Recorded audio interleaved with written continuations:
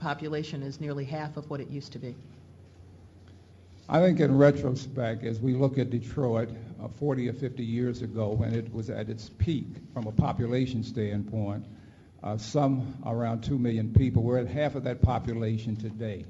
The demographic surroundings in this city is still about the same as it was 40 or 50 years ago, about 139 square miles. But people are been misplaced, people have moved out of the city, and it's just a hodgepodge of our population all over this city. We have to rethink how we're going to repopulate the city. I don't think we are going to bring that population back in, but with people living in so many different places, I think you can repopulate those thriving neighborhoods where there are empty homes. So I would look at, in those blocks where there are just a few homes, one of the toughest things that will happen for me in my administration is to convince some of those citizens that they need to move so that once again we can start tearing homes down that are in tough shape, moving people back into thriving neighborhoods, change the whole mindset that we have in the city of Detroit that we are not who we were 40 or 50 years ago. We're going to be a different city. Our population now is somewhere between 850 and 900,000 people. And I believe you've got to downsize the city.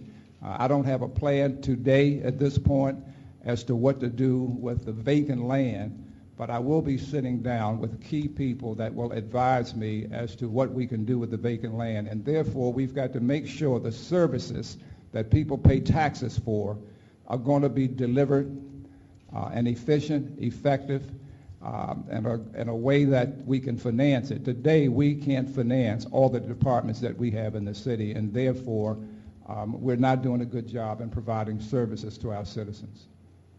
Macaulay Thompson. Mr. Bing, let me switch the pendulum here to education. You talked about moving families into the city. Clearly, education is one of the biggest things to attract people into this city, especially if you're going to have an effective functioning city. The question is, should the mayor of Detroit take over the Detroit public school system? Can you go on the record for us on this afternoon? In answer to that question, I believe that there are models that are working in urban America in some of our key cities where the mayor has the total responsibility for the public school systems. It seems to be working in Chicago, in New York, in Boston, in New Orleans, and maybe in a couple of other cities where the mayor has the total responsibility and is being held accountable for educating the children in the public school system. We had problems here traditionally where there was a takeover going back to the John Engler time frame, and our citizens here were very upset about that. It was a takeover board. Today there's an elected board, and I think over the last 5 years, I don't believe that our DPS system has gotten any better. It's a model that's broken, so much so that the governor has called in a financial person to get the financial side of DPS back in order, and that seems to be working. The problem has been on the flip side is that we don't have, I think, a person in the classroom that's going to make sure that kids are going to be taken care of. They're going to get a good education. So from my vantage point, I'm not going out asking the governor at this point in time that she should turn over the power to the mayor so that the mayor can run the school system. But if, in fact, the governor wants to do that, I would be happy to accept that responsibility and be held accountable for it. So, if I could ask a quick follow-up real quick, if that's okay. Would you be acceptable to the idea of returning the schools to the control of the current school board once Mr. Bob's tenure is over? No. Macaulay. So I'm still trying to get at what you're saying here, that the initiative is not going to come from you, but if it comes from Lansing, you're going to support a mayoral takeover of the school system. That is exactly what I'm saying. I believe in order for this city to have any chance of stability and to come back from where we are, it is very, very important that we have the right kind of public education system so our children can thrive. I'm not one that's going out fighting for that right now, but I believe it's so important that it's the governor's responsibility today to decide whether or not that's going to happen. All right, Hewell Perkins, you're up.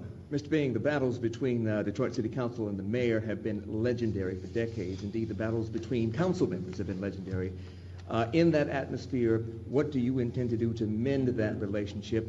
But also, are you prepared today to name the council members that you feel should be removed from office? To answer the last part of that question, the answer is no. But I do believe that relationships are exceedingly important. I think it's okay to have disagreements, but there's a way to do it. And we have those two parts of government representing us here in the city of Detroit. And it's become very embarrassing the way things have been handled in the most recent past. I'm the kind of person that feels that you have to respect your opponents. You have to respect who they are and what they bring to the table. And I think there's been an attitude of disrespect between the mayor's office and city council. There are instances where I believe city council is asked to vote on issues where they don't have enough information in a timely enough fashion to assess how to vote. I think from a courtesy standpoint, from a professional standpoint, we need to get much better in terms of how we represent the city of Detroit and its citizens. So I would take whatever time that would be necessary to build the right kind of relationship with the city council people, whoever they may be, because we have to work together for the betterment of the city and respecting the citizens in terms of why they voted us there in the first place. Rochelle Riley. Mr. Bing, I have another question from the students and faculty. You mentioned the crime issue and the fact that Forbes has named us the most dangerous city in America. The city of Oakland, California is considering using private guards to patrol some areas of that city as a cost-cutting move. Is this something that you would consider in Detroit, where there were more than 340 homicides and 11,000 other crimes last year? Well, I guess I would be pretty open-minded to anything that's going to improve the crime rate that we have here in the city of Detroit. But I do believe that our police force is a good police force, and provided that they're given the resources, both from a human and an equipment side, I think they can get the job done. Everything that I hear is that we're undermanned. And so just by getting additional policemen onto the force, out into the street, in the neighborhoods, is something that I think I would be very supportive of. Whether or not I wanted to outsource and bring in somebody outside of the police force as it exists today, I'm not sure that I would do that, but I would be open-minded to looking at it. I believe that we've got a lot of police officers that are sitting behind the desk today. We've got to figure out whether or not we can get those police who've been trained out into the streets. Too many of our police seem to be deployed downtown. And anytime there are major events downtown, we just have a plethora of officers all over the place, and I think it's unnecessary and unwarranted. The plea that I'm hearing from the people in our neighborhoods and our community is, how about us?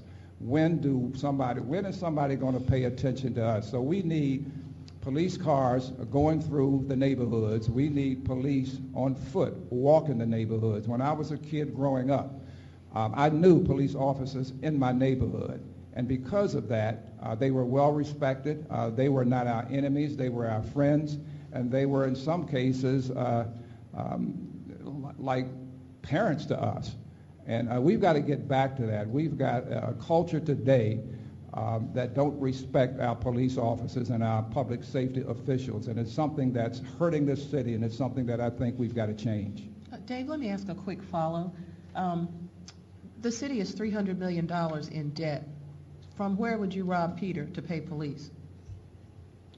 Well, I think there are a lot of inefficiencies in most of the departments in the city of Detroit. I think there's money to be found provided that you manage it appropriately. And that's one of the things that I think I bring to the table, having been in business for the last 29 years as an automotive supplier, because every year our prices go down, our expenses go up.